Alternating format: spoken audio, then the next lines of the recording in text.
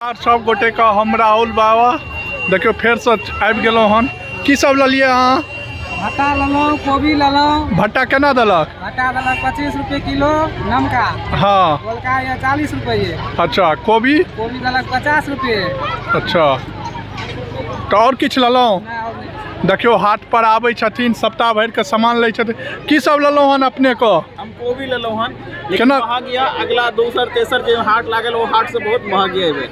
की क्या रुपये दिल? कोबी या आ धनिया पत्ता फ्री में देलक कि पैसा? धनियो पत्ता के पैसा लागल। धनियो पत्ता के पैसा ले लेलक, लेकिन महग भेल जाइए हाट। तो देखियो ई सब हमर जे आबै छथिन वो बता रहल छथिन। तो हम देखबै छियै तऽ भीड़ लागल छै। देखियो मिर्च छै, बैगन छै, देखियो मिर्च छै, पैघ पैघ मूली छै।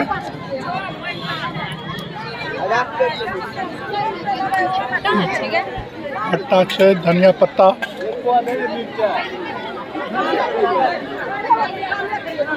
प्याज का गाछ केना बेचै छियै? 25 का आधा किलो। 25 का आधा किलो। देखो गाछ अहाँ ले जाओ, रोपू, क्या तो प्याज एखन बहुत महग छै। 70-75 रुपये प्याज छै, तो एखन सबके बस के बात खरीदनाइ मुश्किल छै। 50 रुपये किलो है। 50 रुपये? ई तो गाछ वाला छियै न, ओना तो प्याज 70 रुपये छै न। 70-75 भए गेल छै। मिरचाइ केना दै छियै? आ टमाटर? अच्छा 20 को का कम खेवा का।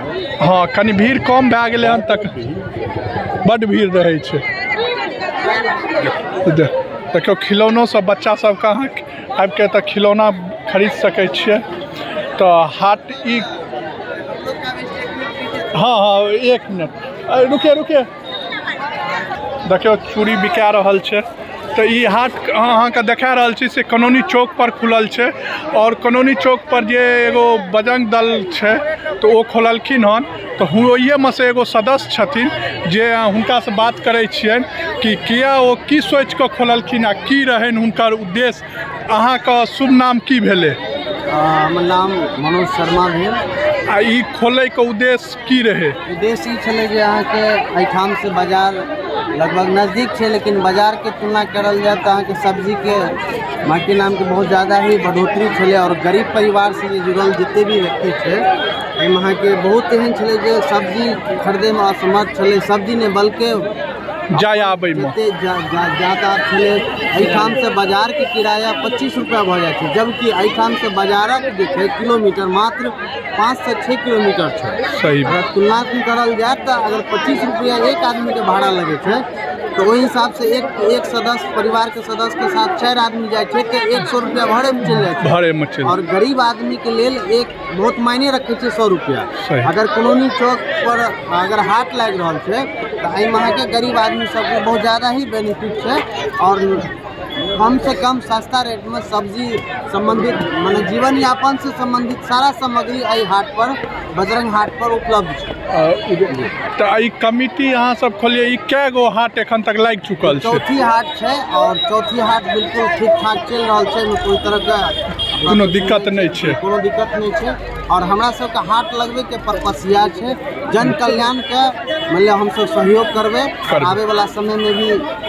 और एखन आइ मंगले के देखै छियै भए सकै छै 2 गो हाट लागि जेतै, मने दोसरो दिन लागि सकैए हाट सेहो के। हाँ बिल्कुल दोसर दिन के लेल एखन हम सब एहि पर विचार विमर्श नहीं कर रहल छी, कारण एखन 1 महीना पुरि गेलै है। हाँ तब कम से कम 6 महीना ये हाट लगला के बाद देख लेबै मार्केट के सोसाइटी, ओकर बाद में आगे की विचार विमर्श। अच्छा कोई बात नहीं। तो आप तो ई हाट अहाँ देखलिए हन कनौनी चौक पर का छियै, जे कि एतऽ सब्जी आबि कऽ खरीद सकै छै। कोनो भी सामान एतऽ सस्ता में भेट जाइ छै।